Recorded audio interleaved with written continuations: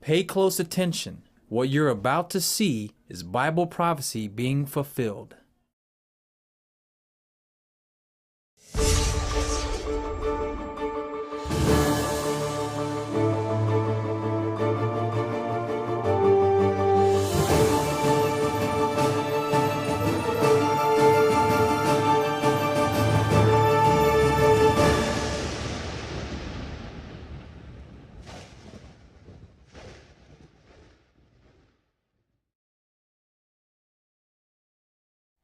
Welcome to another edition of YPN News, bringing you the news that relates to Bible prophecy and foretold by Yeshua Hawkins. Well, in the news this week, we're going to look at a historic meeting between North and South Korean presidents that some people say didn't think it was possible.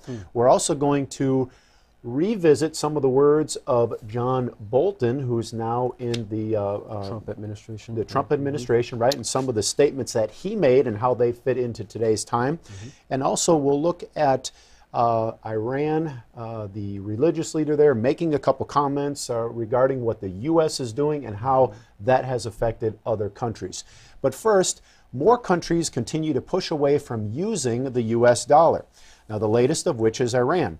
The Middle Eastern country announced it was dumping the dollar in exchange for the euro currency to do its financial reporting. Now, others who are limiting their use of the American greenback are China, who now has a ruble yuan payment plan for transactions with Russia, and Pakistan now trades with China, skipping use of the dollar. A professor of economics from Tehran, Amim Cherglu, he said this in his latest move. This is the latest move by his government is headed in the right direction. He explains in an interview with RT that the policymakers are working towards setting up infrastructure for financial and banking so the country can deal directly with Europe. The U.S. currently holds 63% of the world's reserve currency, and so Cheroglu says if you want to move away from that hegemony to a more multipolar global reserve currencies, this is a positive step that will reduce U.S. influence in mingling in governments' economies.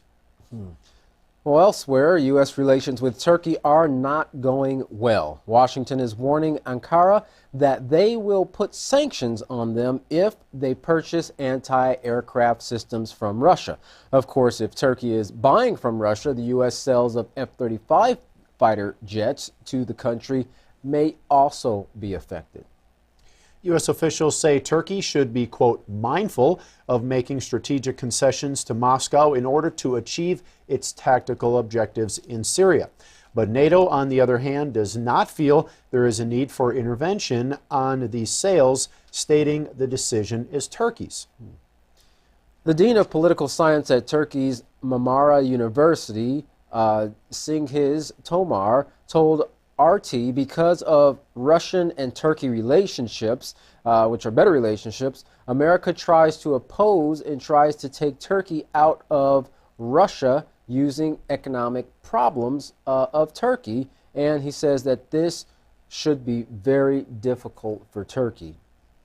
Toma believes the United States would actually try to overturn Turkey's government, as it has others in the region, so that it will cooperate with the U.S. He said, I think as far as this IKP government is in power, there's no way to conclude something between United States and Turkey. I think the main aim of the United States is to take this government out from power. And it's interesting statements because they have all this other prior history of what the U.S. has done to formulate those type of opinions, and really, you know, they're accurate in what they say, that the U.S. does go in there and kind of affect the other governments. Yeah, and that's not a mindset that only Turkey has. Right. We see that same mindset in a lot of Western Asia and in the Middle East as well. Yep, stay out of our business. That's right. Well, Ehsan Coleman, head of research and strategist for MENA, or Middle East and North Africa, told CNBC the next OPEC meeting in June is going to be critical. This is the time when OPEC decides the future of oil markets in the region, assessing the supply and demand and balance out the marketplace. This has been their main goal to balance the oil markets. Coleman says they've been very successful in doing that. And so with the prices at where they are and with markets balanced, a lot of OPEC members would like to, of course, roll over the agreement, given that any additional supply that comes onto the market will certainly lead to a potential downward move in oil prices. When asked if he was worried about the situation escalating between Iran and the U.S. over the next few months, Coleman admitted the tensions between the U.S. and Iran are, quote, he says, it certainly does not bode well for all markets. He continued, I think our best case scenario is that Donald Trump will not sign the nuclear waiver agreement on the 12th of May. Due to the aggressive nature of the new staff members, Secretary of State Mike Pompeo and National Security Advisor John Bolden entering the stage, Coleman believes there will be sanctions resuming in Iran after the May 12th deadline. In other words, not going to re-sign the deal. But if the U.S. is determined to undermine the nuclear agreement reached between Iran and the P5+1 group of nations, Russia and China are saying they will try to put a stop to it. At a press conference with Russian Foreign Minister Sergei Lavrov and his Chinese counterpart Wang Yi, Lavrov stated, "We and China have a united position." Mr. Lavrov went on to say, this document was approved by the highest organization for maintaining global security, the United Nations Security Council. To reconsider such agreements is not acceptable. To do so would be an attempt to revise one of the greatest achievements of international diplomacy of recent times. We and the People's Republic of China will do all we can to counteract this so as not to allow similar extremely dangerous development of events. The two ministers told reporters their countries believe if the U.S. withdraws from the JCPOA, it would reduce years of diplomatic talks down to zero. Iran's foreign minister has also urged the European Union signatories of the accord to encourage President Trump to not only stay in the deal, but begin implementing Washington's part of the bargain. Germany's foreign ministry also weighed in on this topic, urging European leaders to warn Trump if the U.S. withdraws, the situation could rapidly deteriorate. And finally, a top UN official, the High Representative of Disarmament Affairs, demanded all those involved in the nuclear deal with Iran needed to comply with all points of the agreement.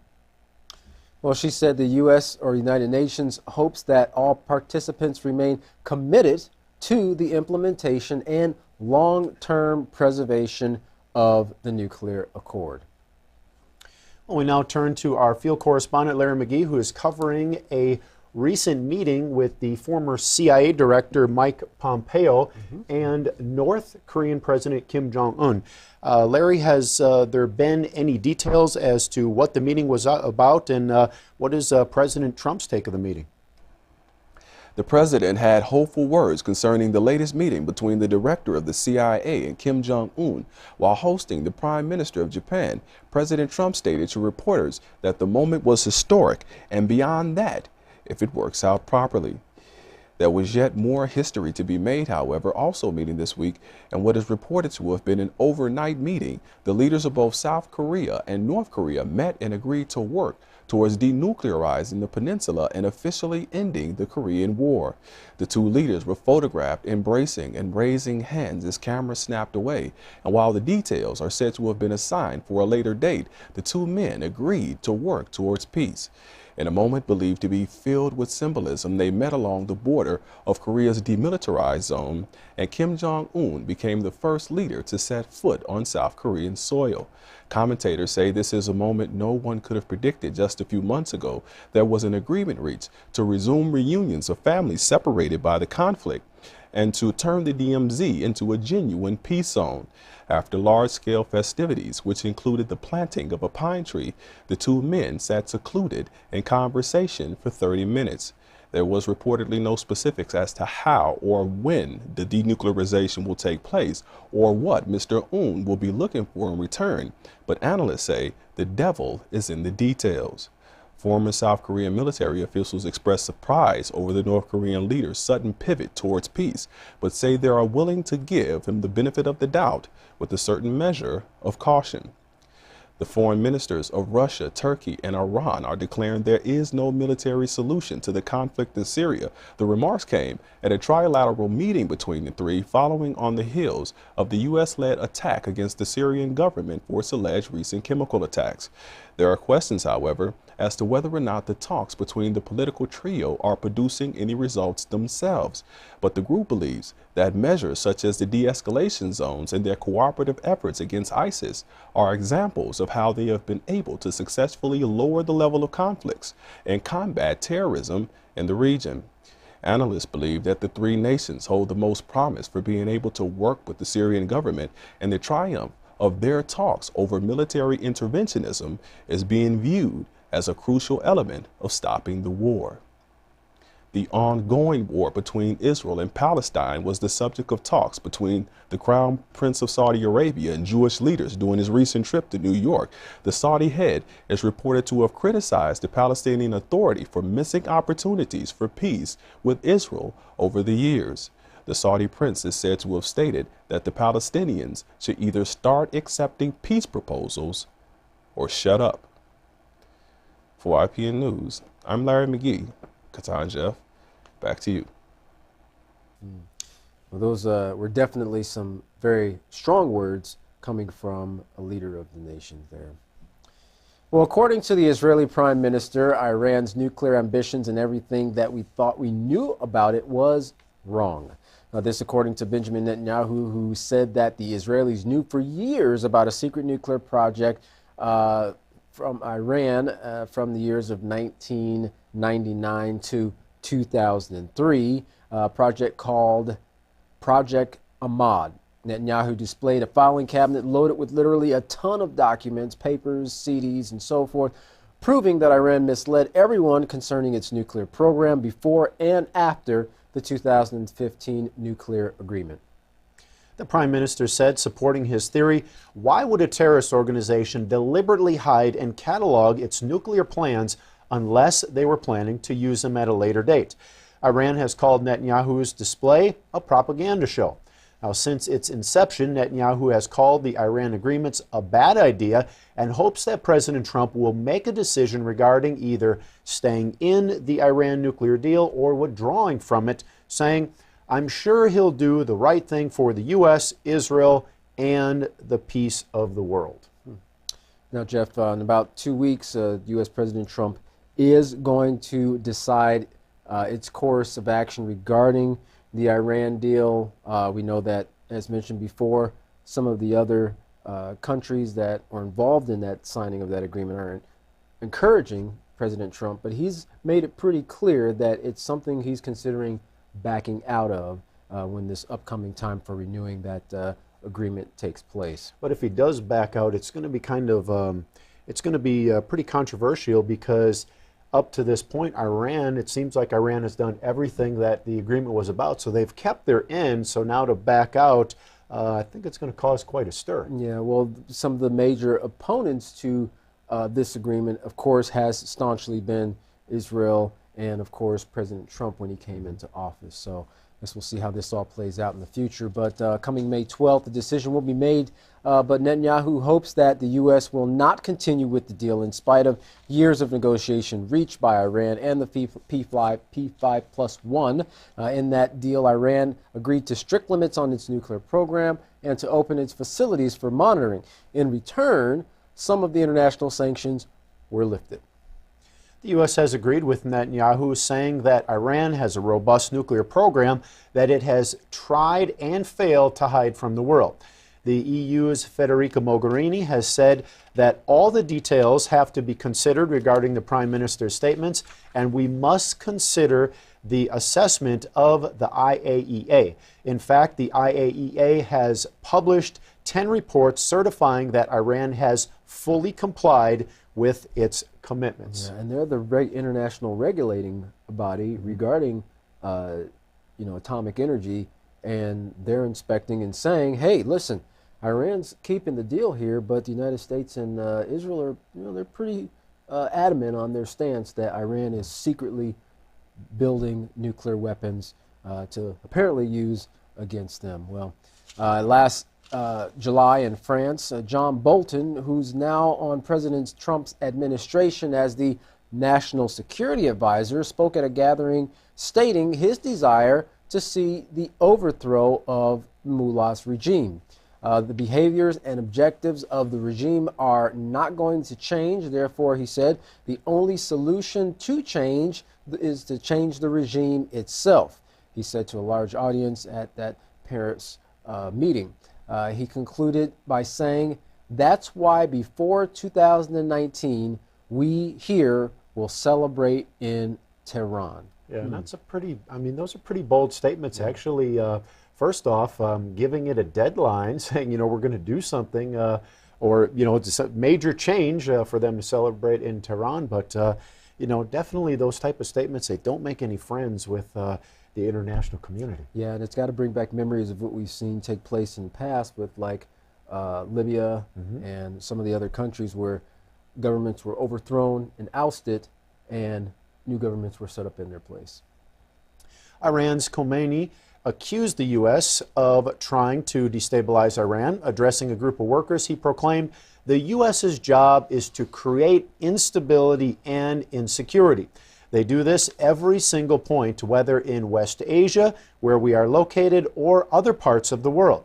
They either caused civil war and fratricide or brought misery to the local people. That's why U.S. footholds should be removed from West Asia.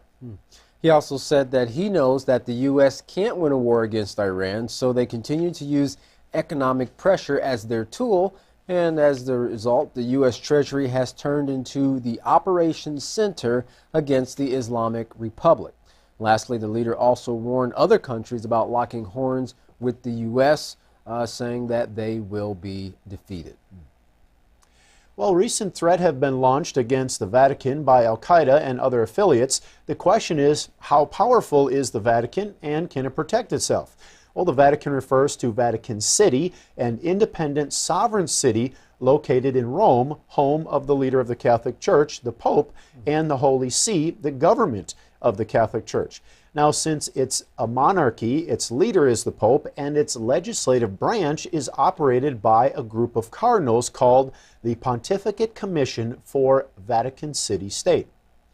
Now, one of the few micronations recognized as its own state by the UN, of which it's a non-member state. It's also a permanent observer, which grants them privileges not usually held by small territories. Some of those privileges are being allowed to debate in general assemblies and also be present to participate in meetings generally reserved for full member states of the United Nations. Now, they are protected by the Swiss Guards and the Italian military, since they have a close relationship to the Italian government. So if terrorists were to attack the Vatican, Italy would be the first to respond. And as a note, they are also on good terms with several major Western powers as well. Well, over several wars, the territory has remained untouched, but even though they are a small nation with no military of its own, it remains a powerful influence among much larger nations because of its religious influence, with over 17% of the global population being Catholics. Well, let's take a look at this short video presented by The Economist describing the Vatican, its power and influence, and how far and wide its, some would say, tentacles reach throughout the world. Recently, Italian authorities arrested several al-Qaeda affiliates for a 2010 bomb plot against the Vatican. A number of terrorist threats have been directed at the Vatican and the city of Rome lately, with Twitter hashtags ominously pronouncing, "We are coming, O Rome." So, can the Vatican protect itself? How powerful is the Vatican? The Vatican refers to the Vatican City, an independent sovereign territory located in Rome. It is the home of the leader of the Roman Catholic Church, the Pope, as well as the Holy See, which is the government of the Catholic Church, as well as the Holy See, which is the government of the Catholic Church, as well as the Holy See, which is the government of the Catholic Church. Since the Vatican is an absolute monarchy, its leader is the Pope. but its legislative branch is operated by a collection of cardinals called the Pontifical Commission for Vatican City-State. The Vatican is one of the few micronations recognized as its own state by the United Nations and most other countries. The Vatican is politically powerful for its size. It's a non-member state permanent observer in the UN, which grants them privileges not usually held by small territories. They're sometimes allowed to debate in the General Assembly and participate in meetings attended by full state members. When it comes to protecting the Vatican, security and ceremonial duties are performed by the Pontifical Swiss Guard Corps. Officially, the Vatican is a strictly neutral state and retains no defense treaties, but their close relationship with Italy gives them unofficial military support. If terrorists were to attack the Vatican, Italy would be the first to respond and protect the region. The Vatican is also diplomatically on good terms with several major Western powers. The Vatican is also diplomatically on good terms with several major Western powers. So far, the ornately decorated religious capital has remained virtually untouched throughout several wars. And although the Vatican City is one of the smallest states in the world, with a small population and no active military, it remains a powerful voice among much larger nations due to its religious influence over 17% of the global population. This is the world's smallest country. The Vatican City-State is less than half a square kilometre in size and home to around 800 people, one of whom is the Pope. The Pontiff is not only the head of state, but is also head of the government of the Catholic Church, known as the Holy See.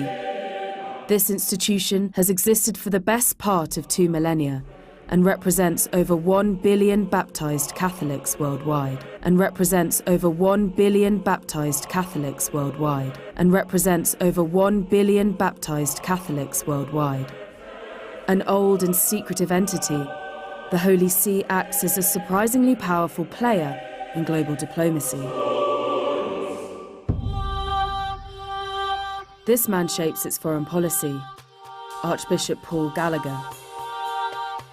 Here are his key strategies on running the world's oldest diplomatic service.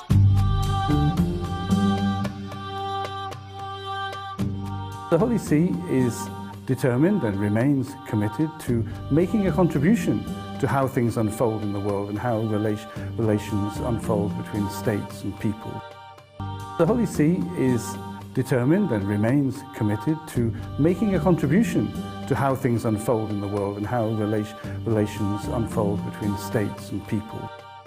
The Holy See's ambassadors, known as nuncios, represent the Pope in 183 countries and have a permanent presence at the United Nations. Here, the Pope and his diplomats lobby other states to advance the Church's worldview.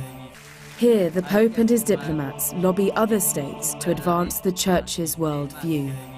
Here, the Pope and his diplomats lobby other states to advance the Church's worldview. Nations and rulers interacted with the popes over the centuries, and that has continued to evolve and to change in up to our modern times. I think what the Pope is trying to say is that let's have a global vision for a globalized world. I think what the Pope is trying to say is that let's have a global vision for a globalized world. While there are calls to modernize the Catholic Church and the way it's run, behind the scenes, the Vatican remains a powerful force in global affairs. Behind the scenes, the Vatican remains a powerful force in global affairs. Behind the scenes, the Vatican remains a powerful force in global affairs.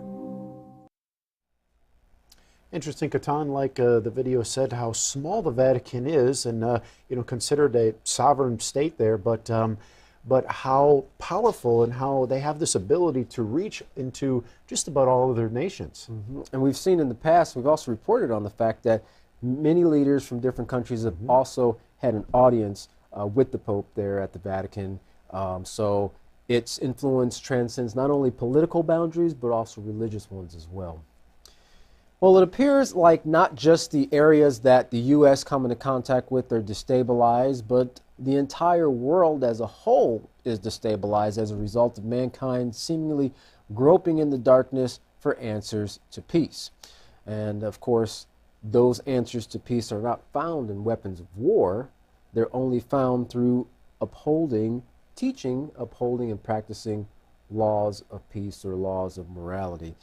If you're looking for those answers or looking for just peace in your life in general, you can contact the House of Yahweh and ask about their program, the Peaceful Solution Character Education Program.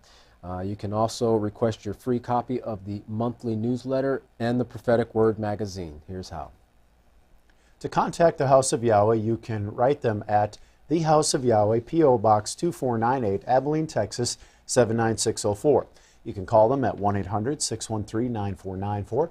Visit them on any of their websites, Yahweh.com, YeshuaHawkins.com, or Yahweh'sBranch.com.